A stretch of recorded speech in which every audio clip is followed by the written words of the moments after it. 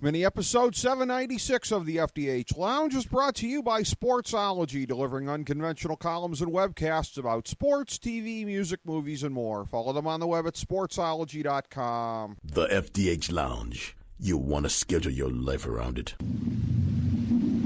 A long time ago, on a gloomy, wet Cleveland spring night, two men stand alone amidst the late-night drizzle. Their voices echo across the vacant station parking lot as they debate the merits of the great American radio show that have been missing for far too long. On that night, an idea was born. That idea became the FDH Lounge.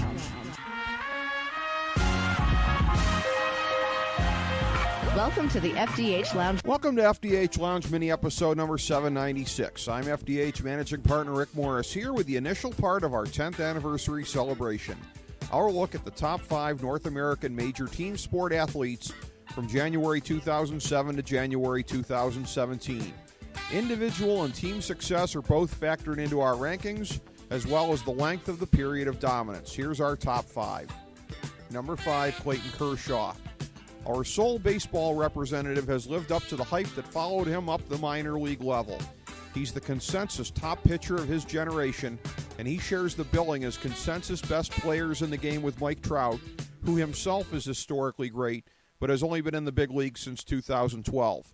Kershaw's run of dominance has been compared to that of the one and only Sandy Koufax, except that Kershaw didn't precede this greatness with a mediocre stretch. Critics like to seize on a small sample size of generally disappointing postseason results to diminish him, as well as his inability thus far to even reach a World Series, but this is countered by the fact that any megastar in baseball has less control over his team's playoff record than the cream of the crop in other sports. With 3 Cy Young Awards, an MVP, and a pitching triple crown, all before the age of 30, he's building a case to be considered on the all-time top tier of hurlers. Number 4, Kobe Bryant. He had a decade's worth of NBA accomplishments before 2007, but the only retired player on our list had a very eventful second half of his career with 3 finals appearances, 2 NBA titles, and 2 finals MVPs. The Achilles tear that he suffered on April 12, 2013 started the final, injury-plagued chapter of his league tenure, but even the last few years weren't enough to knock Kobe off of this list, considering that he began our time period as the top hoop star in the world. Number 3, Sid Crosby. Like Kershaw, he began his career with the weight of expectations, such that despite his overwhelming statistics, everything still felt a bit disappointing until he notched his second Stanley Cup in the spring of 2016. This is notwithstanding 2 Olympic gold medals, one as a captain, a stint captaining Canada to the gold in the 2016 World Cup of Hockey, and a 1.33 points per game career average through the end of the 2015-2016 season. With another Stanley Cup or 2 and continued statistical brilliance, he can stake a legitimate claim for himself in the best players ever conversation. Number 2, Tom Brady. The player with by far the lightest draft pedigree on our list, the one-time 6th rounder, had already built quite the championship resume when our time period began in 2007. But that was the very year that he became something even greater. Previously pigeonholed as the Montana to Peyton Manning's Marino, Brady used the acquisition of Randy Moss to establish himself as a top-rate statistical passer as well. Coincidentally, Manning would go on to defy his own supposed limitations, going 2-1 in Super Bowls and just narrowly missing this list himself. But it is Brady, with his unparalleled combination of stats, winning, and most stunning of all, longevity, who seems to have seized the mantle of top quarterback of all time, in the process being edged out by the narrowest of margins by the top team sport athlete of the last decade. Number 1, LeBron James.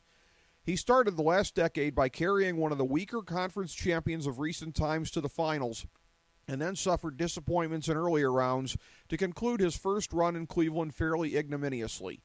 And then came the next 7 years, which would have filled the scrapbooks of 99% of the other athletes in history. The infamous decision announcement preceded a difficult first year in Miami and a collapse in the finals. But he got the championship monkey off his back in 2012, followed it with another title in 2013 and conference title in 2014, and then made his second seemingly improbable free agency decision, returning to the North Coast. With a brand new Big Three adjusting to their circumstances on the fly throughout the season, and the other 2 missing in the finals due to injury, LeBron dragged the Cavaliers to 2 wins in the finals before attaining his crown jewel in 2016, leading a major Cleveland sports franchise to the first championship since 1964. With that under his belt, 7 finals appearances, including 6 in a row, 3 titles and 4 MVPs, LeBron James had the best decade of any team sport athlete in North America and one of the best anyone's ever had.